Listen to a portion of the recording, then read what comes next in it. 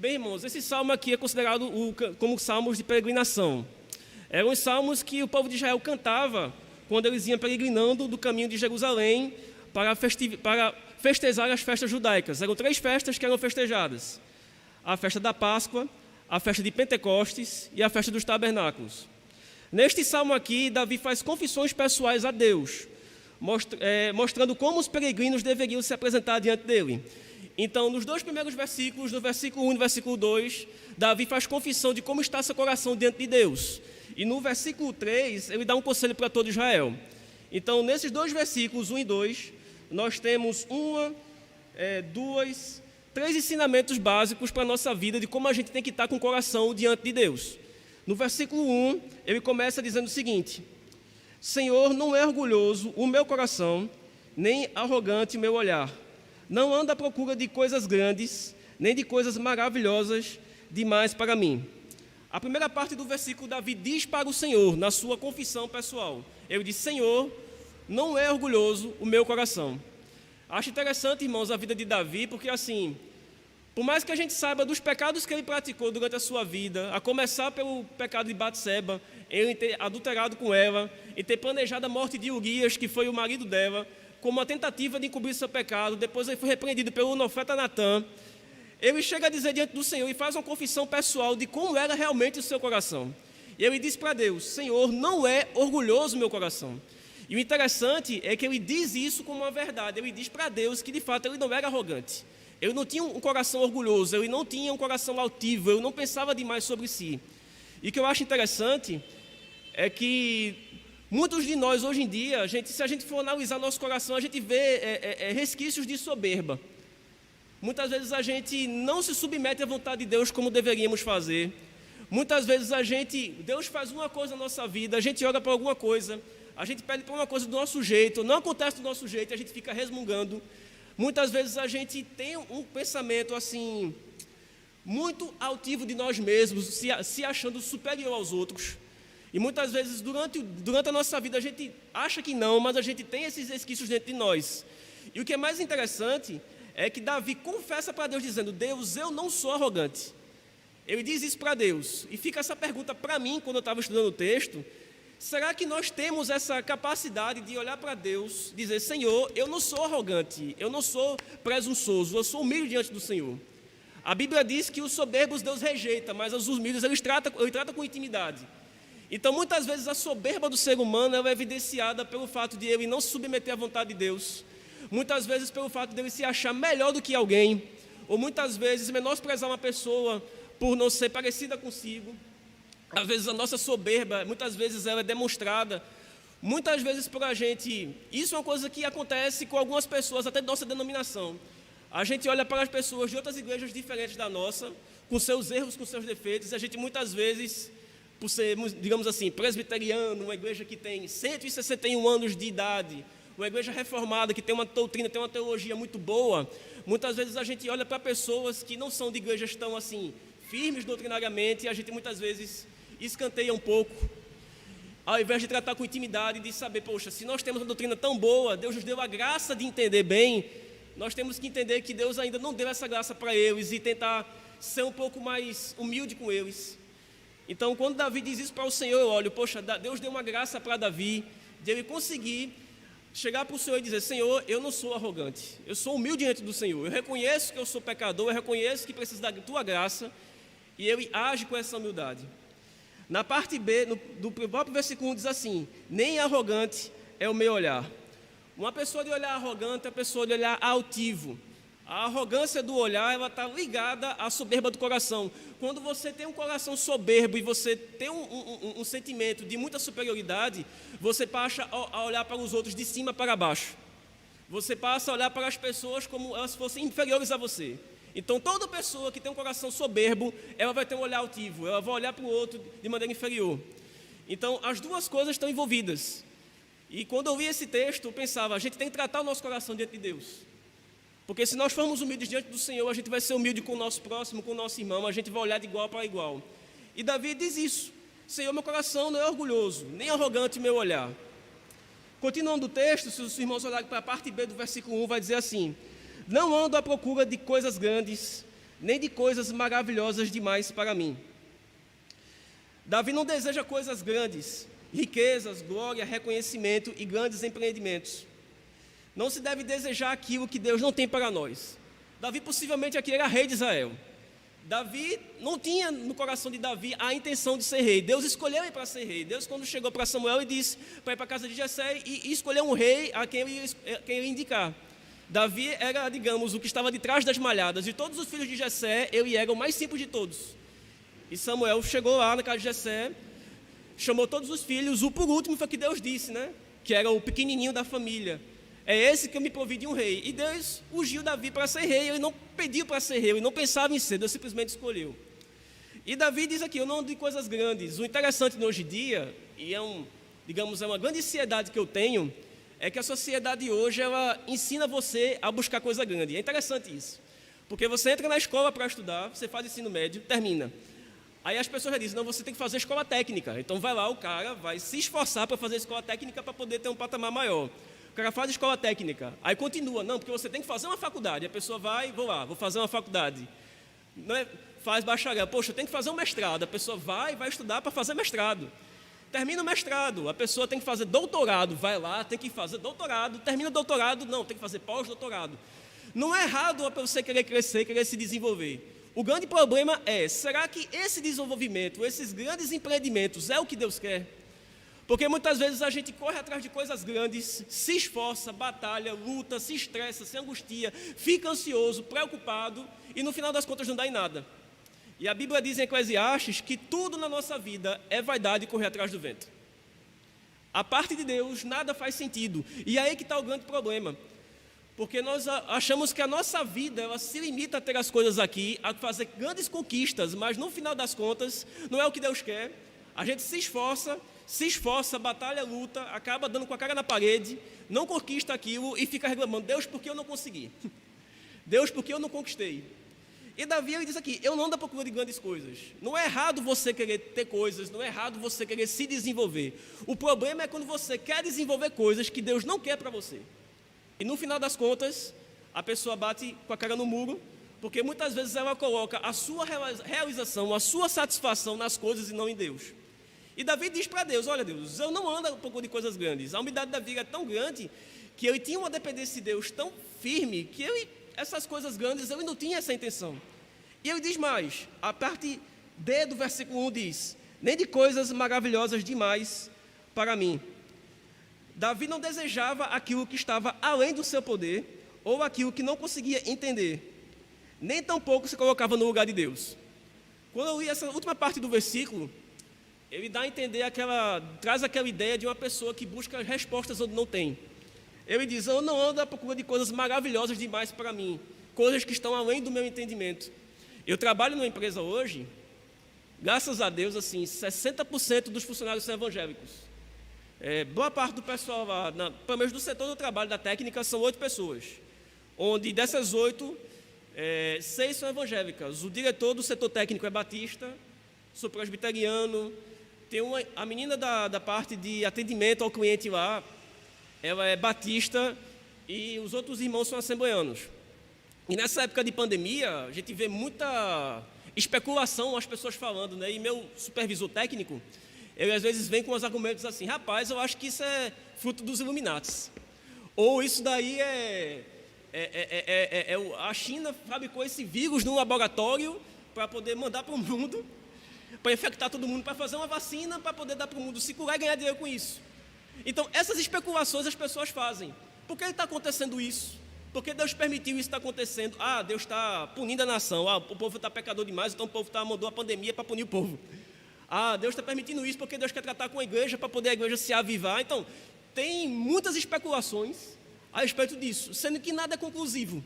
Ninguém chega a um acordo. Tanto é que Deus é tão soberano que até hoje ninguém descobriu de onde é que veio o vírus. Sabe que veio da cidade de Wuhan, lá da China, mas ninguém sabe se veio do morcego, ninguém sabe se foi projetado, ninguém sabe. Deus é tão soberano que até isso ele escondeu, para que ninguém venha dizer, descobri de onde veio, para poder o ser humano, acho que tentar dar uma de Deus e saber como é que veio.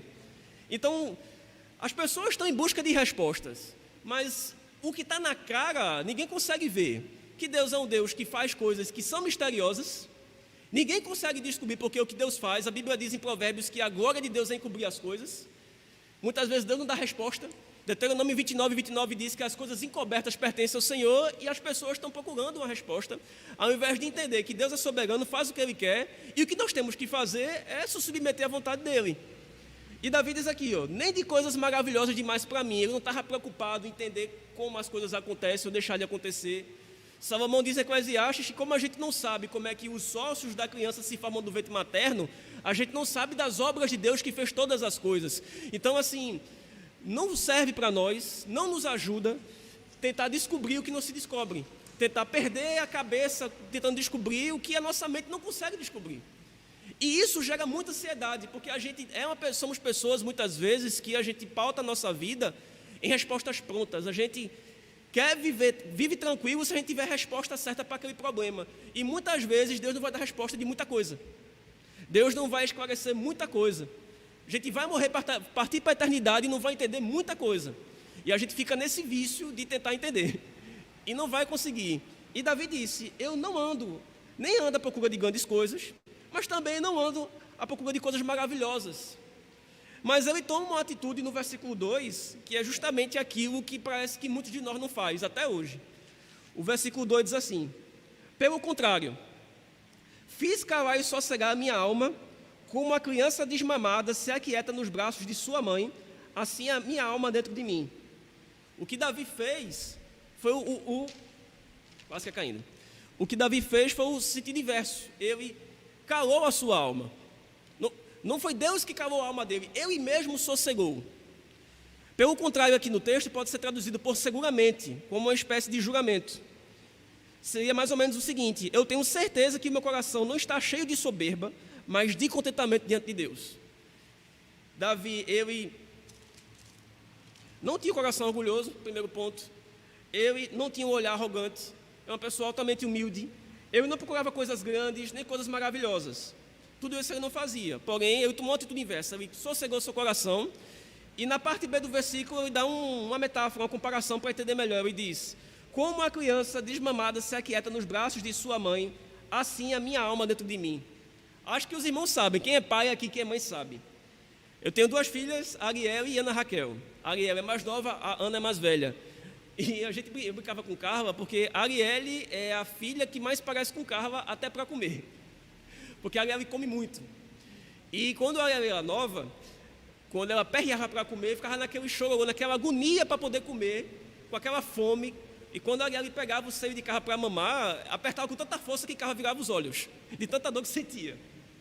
De tanta fome que ela tinha, de inquietude, de aperreio. Mas depois, quando ela mamava e se satisfazia o seu coração, a sua fome, ela relaxava, ela muitas vezes caía no sono, porque estava satisfeita. É mais ou menos essa figura que Davi usa aqui, uma criança desmamada. Está tão contente, está tão satisfeita, que não está mais aperreada, está tranquila. E Davi diz que a sua alma dentro de si é como essa criança, satisfeita, contente com aquilo que tinha recebido. E o interessante nos dias de hoje é que a gente está sempre ansioso. Muitas vezes a gente está sempre em busca de coisas para satisfazer nossa alma, mas o nosso contentamento em Deus muitas vezes não existe. Muitas vezes a gente não está satisfeito com o emprego que Deus deu para a gente, não está satisfeito com o casamento que Deus deu para a gente, não está satisfeito com as coisas que Deus deu para a gente. E muitas vezes o que acontece é a gente fica como uma criança que não está desmamada, está descontente, está com o coração angustiado, não está satisfeito. Mas Davi disse, não, fiz sossegar e calar a minha alma, como uma criança desmamada se aquieta nos braços da sua mãe, assim a minha alma é dentro de mim. Então, irmãos, assim, a gente pode pegar esse exemplo de Davi e olhar para a nossa vida. Um homem que, com seus pecados, ele era humilde diante de Deus, ele não olhava para os outros com soberba, ele não procurava coisas grandes, ele tinha o seu contentamento em Deus, ele não procurava respostas que não tinha. Ele teve a maturidade de calar e sossegar sua alma pelo conhecimento que ele tinha de Deus. Porque experiências que Davi teve com Deus foram inúmeras. Quantas vezes Davi foi perseguido por Saul e Deus livrou ele? Tantas coisas que Deus fez. Um homem segundo o coração de Deus. E ele mesmo, na sua maturidade, por saber que Deus é, ele disse, não, vou calar e sossegar minha alma, vou me tranquilizar. E no final do texto, ele dá um ensinamento ele se volta para o povo de Israel e ele diz o seguinte, versículo 3. Espere, ó Israel, no Senhor, desde agora e para sempre. Ele dá um conselho: esperar no Senhor. Esperar significa confiar em Deus, esperar na sua providência, descansar, estar contente de forma humilde. De tudo que Davi falou, da forma como ele estava com seu coração angustiado, ou melhor, seu coração não era arrogante, não era soberbo, ele não buscava coisas grandes acima da sua capacidade, e ele também não buscava compreender coisas que estavam além do seu conhecimento. Ele descansou seu coração em Deus, e depois disso tudo, ele vira-se para o povo e diz: espere, ó Israel, no Senhor, desde agora para sempre. É isso que nós temos que fazer. E parece ser um negócio contraditório, porque as pessoas estão no mundo desesperadas. A gente está no meio de uma pandemia, onde a gente vê politicagem no meio, a gente vê pessoas morrendo, a gente vê vacinas que não são eficazes 100%, a gente vê o governo ganhando dinheiro em cima, muitas vezes, das pessoas que morrem. A gente vê o povo desesperado, o povo com esperança na ciência, e graças a Deus, Deus tem dado graça para que a ciência ela avance, ela consiga meios de evitar que a pandemia se torne pior ainda. Porém, o que eu acho interessante é que o crente ele anda na contramão do que o mundo ensina. Porque enquanto o mundo coloca a sua esperança no que se vê, o crente coloca a esperança naquilo que não se vê. A Bíblia diz que a fé é a certeza das coisas que se esperam, convicção de fatos que não se vê. E isso é uma das coisas mais assim absurdas e a gente pode ter diante de nós, porque a gente crê num Deus que não se vê, a gente crê num Deus assim que não tem corpo, mas que é real. Enquanto o mundo coloca a sua esperança em coisas visíveis, e que por incrível que pareça, aquilo que é visível falha, Deus que é invisível, ele não falha. E aí que está muitas vezes o que o mundo não consegue compreender o crente, porque o crente tem uma fé num Deus que de fato cuida da nossa vida, que de fato na sua providência abençoa a igreja de uma maneira muitas vezes que não abençoa os outros. Ele faz isso para a sua própria glória, e o mundo fica sem entender. A resposta que a Bíblia dá é isso, é fé no Deus que é verdadeiro, que é fiel, que não se vê, mas que é real. E Davi dá esse conselho para o povo: espere, Israel, no Senhor, desde agora e para sempre. O que nós podemos aprender com esse texto, irmãos? 3 lições práticas. Primeiro, cuidemos do nosso coração. Tenhamos um coração humilde diante do Senhor, diante das pessoas também. Pelas experiências que nós temos com Deus, tenhamos assim a capacidade de pedir a Deus graça para que Ele nos ajude a ter um coração calmo, um coração tranquilo, contente com o Senhor, sabendo que Deus providencia todas as coisas. E no último conselho que Davi dá, ele diz: espere, ó Israel, no Senhor. Tenhamos esperança no Senhor. A gente tem um Deus que é vivo, um Deus que é verdadeiro.